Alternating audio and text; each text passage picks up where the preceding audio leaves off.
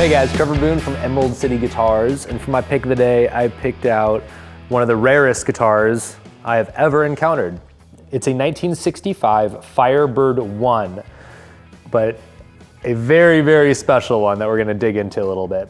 Along with that, I've got this Matchless Chieftain, which I love that this amp is in the shop right now. I've been using it a ton for demos and sound clips, and it's just a pretty amp to look at. So let's talk about this guitar. So we've been fortunate enough to have a lot of cool Fender custom colors in the shop.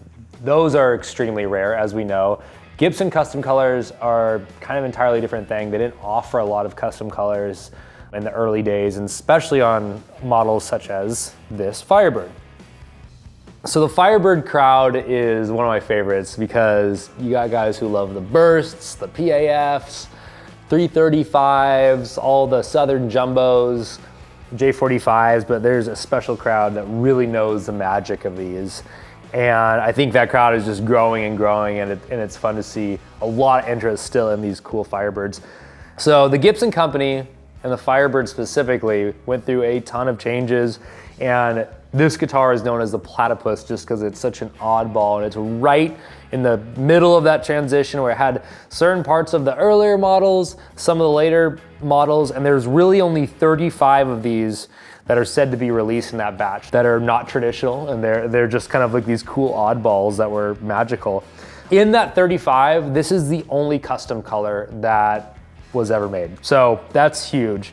Like I said, you come across some custom color Fenders here and there, but to see something like this in Ember Red just blows my mind. That's another deal, is you usually see these in Cardinal Red, which is almost the equivalent of Fiesta to Dakota Red in the Fender custom colors.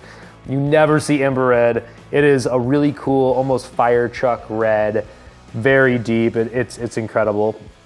So besides this being just an absolute anomaly as far as design, specs, the custom color, the rarity, it's also 100% original and in fabulous condition. I mean, you can see just a little bit of player's wear. One of my favorite dealers unearthed this guitar years back and was able to verify everything about this. And like I've said before, you don't take custom colors lightly. So being able to track that lineage of this really adds so much value to this guitar. All right, so I know that's a lot of information. A lot of people, when we first put this up, were going, what the heck is that? Just a red Firebird?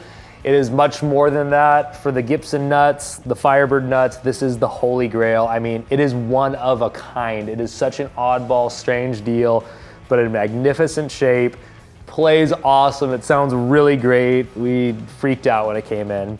So wanted to do a little video on this. And again, the Matchless Chieftain, which is just a killer amp, sounds great with everything. Aaron Hiebert will be doing the demo. So he knows the way around one of these, and I'm excited to see how it sounds.